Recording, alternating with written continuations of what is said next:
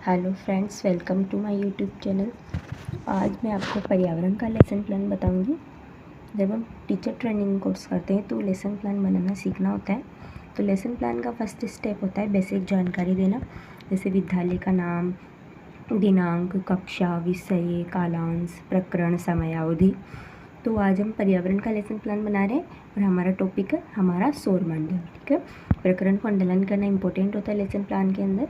ये सब कुछ हमें ब्लैक बोर्ड पर फिल करना होता है। ठीक है, तो लेसन प्लान का जो फर्स्ट स्टेप है उसके बारे में जानते हैं। लेसन प्लान के नॉर्मली 2 स्टेप होते हैं, 2 उद्देश्य होते हैं, सामान्य उद्देश्य और विशिष्ट उद्देश्य।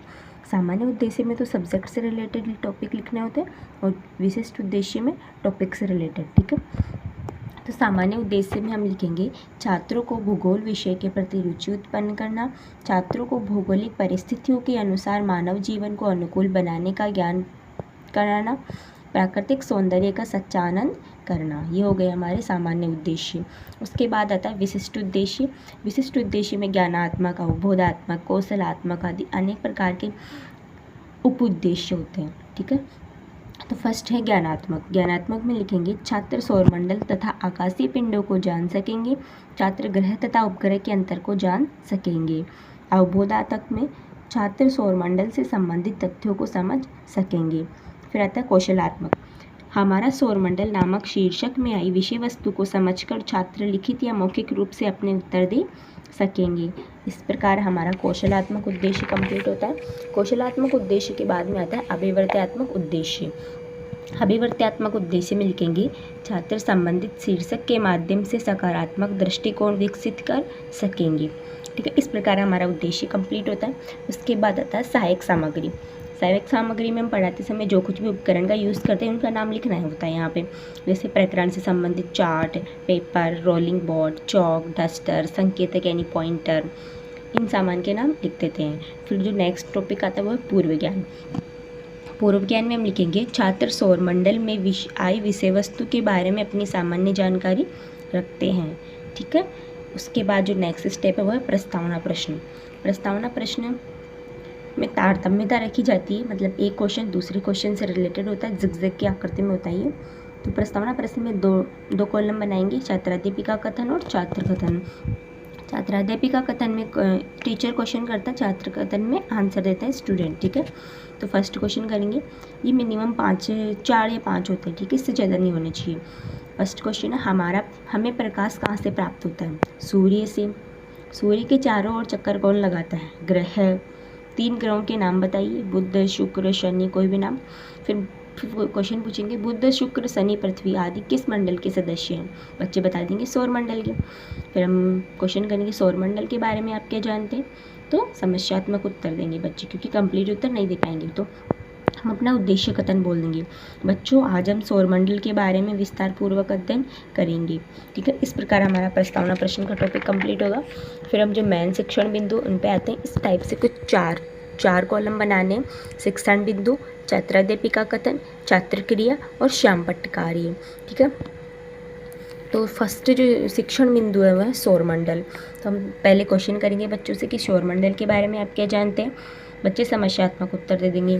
फिर हम स्पष्टीकरण करेंगे उसका। ठीक है, जैसे विभिन्न ग्रह, उपग्रह, सूर्य तथा विभिन्न खगोलीय व उल्का पिंडों के समूह को संक्षिप्त में सौरमंडल कहा जाता है। हमारा सौरमंडल मंदाकिनी आकाशगंगा का समूह है।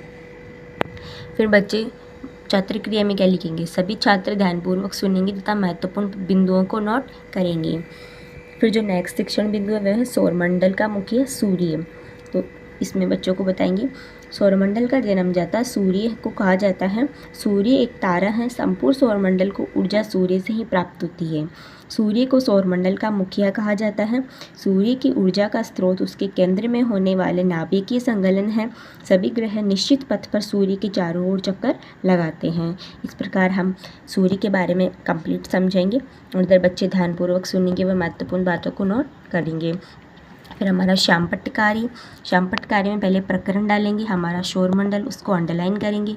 फिर जो मेन टॉपिक होते हैं उनको लिखने होते हैं, जैसे सौरमंडल का मुखिया सूर्य, सौरमंडल के प्रमुख ग्रह बुध, शुक्र, पृथ्वी, मंगल, बृहस्पति, शनि, यूरेनस, नेपच्यून, और सौरमंडल का एकमात्र ग्रह जहाँ जीवन संभव है पृथ्वी। इस टाइप से कुछ इंपॉर्टेंट क्वेश्चन को ब्लैक बोर्ड पर फिल करना होता है। फिर जो नेक्स्ट बिंदु है वो है सौरमंडल के प्रमुख ग्रह। सूर्य व अन्य तारों के चारों ओर परिक्रमा करने वाले खगोलीय पिंडों को ग्रह कहते हैं। हमारे सौरमंडल में कुल 8 ग्रह हैं: बुध, शुक्र, पृथ्वी, मंगल, बृहस्पति, शनि, यूरेनस व नेपच्यून।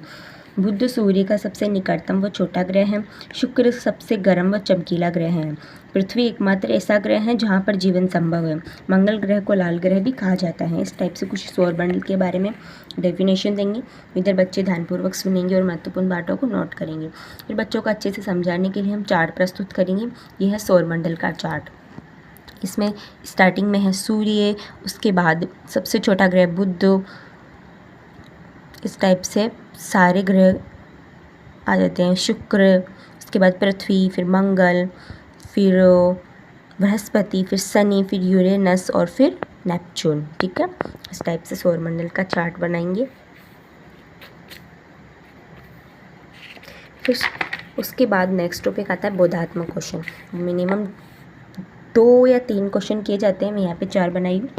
तो बोधात्मक क्वेश्चन में फर्स्ट क्वेश्चन करेंगे, सौरमंडल का सबसे बड़ा ग्रह कौन सा है? बच्चे आंसर दे देंगे बृहस्पति। नीला ग्रह किस ग्रह को कहा जाता है? पृथ्वी को। सूर्य के सबसे निकटतम ग्रह है बुध। किस ग्रह पे जीवन संभव है? पृथ्वी।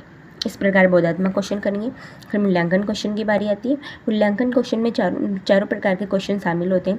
Objective type, fill in the blanks, अति लघुत्तरात्मक, लघुत्तरात्मक। ठीक है, तो सौरमंडल के कुल कितने ग्रह हैं?